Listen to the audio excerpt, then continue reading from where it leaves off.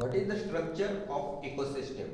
आता एखादी इकोसिस्टम घेतली त्याचं स्ट्रक्चर पाहिलं किंवा त्याचं इंटरॅक्शन जे पाहिलं आपण आत्ताच पाहिलं की कंपोनंट्स वगैरे आहेत, तर मग त्याचं इंटरॅक्शन कशा पद्धतीने होतं. For example once again starting with the abiotic factors. आता अबायोटिक फॅक्टर्स मध्ये कोणकोणते म्हटलं आपण, फिजिकल म्हटलं, वेगवेगळे केमिकल फॅक्टर्स म्हटलं. मग त्या ठिकाणी वेगवेगळे जे गॅसेस आहेत, हायड्रोजन असेल, नायट्रोजन असेल, कार्बन डायऑक्साईड असेल, ते आहेत. त्याच पद्धतीने जे काही बाकीचे लिपिड्स असतील, कार्बोहायड्रेट्स असतील, हे जे काही अबायोटिक फॅक्टर्स आहेत, हे अबायोटिक फॅक्टर्स काय होत आहेत की ज्या बायोटिक फॅक्टर्सला या ठिकाणी फूड प्रोडक्शन करायचं आहे, तर food at the time of the food production they do the photosynthesis.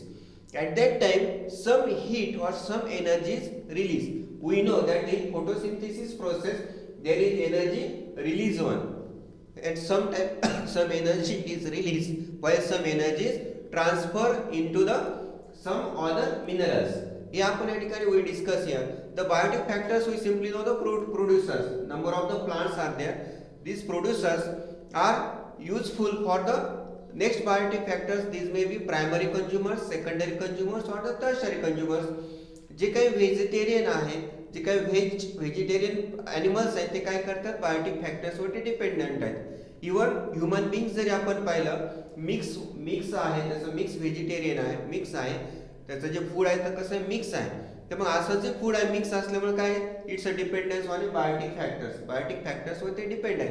मग ह्या बायोटिक फॅक्टर्सने जे काही फूड प्रोड्यूस केलंय ते कोण घेत आहे, दुसरे जे बायोटिक फॅक्टर्स आहेत त्यामध्ये प्रायमरी, सेकंडरी, टर्शरी कंझ्युमर्स आहेत, ते या ठिकाणी घेत आहेत.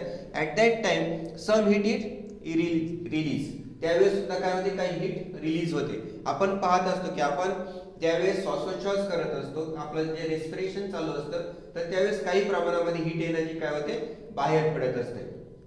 म्हणजेच आपल्या शरीरामध्ये 100% हीट काय केली जात नाही, यूज केली जात नाही. त्याच्यातली काही हीट काय होते, एन्व्हायरमेंट मध्ये पुन्हा जात असते. Then biotic factors when this died, ज्यावेळेस प्रायमरी, सेकंडरी, टर्शरी कंझ्युमर्स किंवा जे काही बायोटिक फॅक्टर्स आहेत, जे प्रोड्युसर्स आहेत, ज्यावेळेस त्यांचा डेथ होतो, तर डेथ झाल्यानंतर या ठिकाणी काय होत आहे, biotic factors if death decomposition of the dead body starts. त्यांचे जे डेड बॉडीज आहेत त्यांचं डिकम्पोजिशन होतं, आणि डिकम्पोजिशन होत असताना मिनरल्स आर रिलीज. म्हणजे जे काही त्यांच्यामध्ये अबायोटिक फॅक्टर्स होते, नायट्रोजन असेल, कार्बन डायऑक्साईड असेल, ऑक्सिजन असेल, कार्बोहायड्रेट असेल, त्यांचं काय होतं या ठिकाणी डिकम्पोजिशन होतं, आणि ते मिनरल्स काय होतात त्या ठिकाणी रिलीज व्हायला सुरुवात होते. कुणाच्या मदतीने, with the help of the microbes. We simply say about the decomposers. डिकम्पोजरच्या मदतीने त्याची काय होते, डिकम्पोजिशन होतं. त्यावेळेस सुद्धा काही प्रमाणामध्ये हीट एनर्जी काय होते, रिलीज होत असते. ॲट द सेम टाइम आपण पाहतो की बायोटिक फॅक्टर्स मध्ये सुद्धा मायक्रोब्स या ठिकाणी असतात. आपल्या इंटेस्टाईन मध्ये किंवा जे काही वेगवेगळे ॲनिमल्स आहेत त्या प्रत्येकाच्या इंटेस्टाईन मध्ये काय असतात, छोटे छोटे मायक्रोब्स असतात.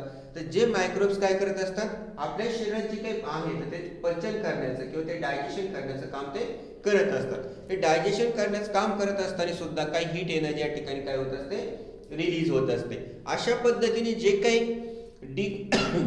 After decomposition some minerals are release. These minerals once again from microbes. आता हे जे मायक्रोब्स आहेत त्या मायक्रोब्स मध्ये सुद्धा काय होणार आहे, त्यांचं सुद्धा डेथ होणार आहे, आणि डेथ झाल्यानंतर त्यांच्यामधले सुद्धा जे काही मिनरल्स आहेत त्यांचं काय होणार आहे, रिलीज होणार आहे. त्यावेळेस सुद्धा काही प्रमाणात हीट एनर्जी या ठिकाणी बाहेर पडते. Then these free minerals are recycled. पुन्हा ते काय होतात, अबायोटिक फॅक्टर्स मध्ये कन्वर्ट होतात. आता आपण या ठिकाणी म्हणूया की कार्बोहायड्रेट तयार झालं. कार्बोहायड्रेट म्हणजे आपल्याला माहिती आहे C6H12O6. म्हणजे ज्यामध्ये काय 3 पद्धतीचे मॉलिक्युल्स आहेत. कार्बन आहे, हायड्रोजन आहे आणि ऑक्सिजन आहे. हे जे मॉलिक्युल्स आहेत, हे मॉलिक्युल्स काय होतात, सेपरेट बनतात, आणि सेपरेट बनल्यानंतर काय होत आहेत, ते पुन्हा एकदा ज्यावेळेस फोटोसिंथेसिस प्रोसेस होईल, ज्या बायोटिक फॅक्टर्स कडे ते जातील, त्यावेळेस पुन्हा त्यांचं काय होणार आहे, कार्बोहायड्रेट्स मध्ये रूपांतर होणार आहे. त्यावेळेस सुद्धा काय होणार आहे, हीट एनर्जी काही प्रमाणात रिलीज होणार आहे. म्हणजेच या पद्धतीने जे काही इंटरॅक्शन आहे, जे काय आपण म्हणलो की it's a relationship between the और it's a interaction between biotic and abiotic factors is simply called as the ecosystem.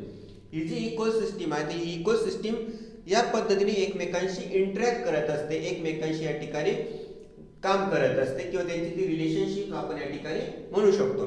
आता ही जी रिलेशनशिप आहे तर या ठिकाणी आणखी एक टर्म आपण इंट्रोड्यूस करतोय, we call as a niche. We call as a niche. Its a niche is nothing but the position of any living organisms in contrast to other living organisms, and the role it is playing is called as a niche. What is the niche? It's a त्याची जी position आहे कुणाच्या relation मध्ये, any living organism, कोणत्याही living ऑर्गॅनिझमची जी position आहे in context to other living organism, other living ऑर्गॅनिझमच्या, आणि त्यांच्यामधला जो रोल आहे, what is the role they are playing is nothing but the niche. आता मी या ठिकाणी एक्झाम्पल घेऊ. आपल्या गार्डनमध्ये फ्लावर्स वगैरे असतात किंवा एखादं झाड वगैरे. आता हे झाड काय करत असतं, जे छोटं झाड असेल, कोणतंही झाड असेल तर ते काय करतं, ऑक्सिजन रिलीज करतं. आता हा जो ऑक्सिजन रिलीज केला, तो ऑक्सिजन रिलीज केल्यानंतर कोणाला युजफुल आहे, त्या ठिकाणचे जे काही बायोटिक फॅक्टर्स आहेत, छोटे छोटे ॲनिमल्स असतील, छोटे छोटे बटरफ्लाईज असतील, यांना तो काय होतो, युजफुल होतो. म्हणजे या पद्धतीने त्यांच्या ठिकाणी काय होतं, एक रिलेशनशिप्स बनते, आणि ही रिलेशनशिप्स त्या ठिकाणी बनल्यानंतर अशा रिलेशनला we simply call as the niche. It's call as a niche. हा जो रोल आहे ते ह्या रोलला आपण काय म्हणतो, नीच. It's one of the important definition. He definition होणे या ठिकाणी महत्त्वाची आहे. पुढे सुद्धा आपण ज्या वेगवेगळे एक्झाम असतात त्या एक्झाममध्ये सुद्धा ही डेफिनेशन या ठिकाणी विचारली जाते.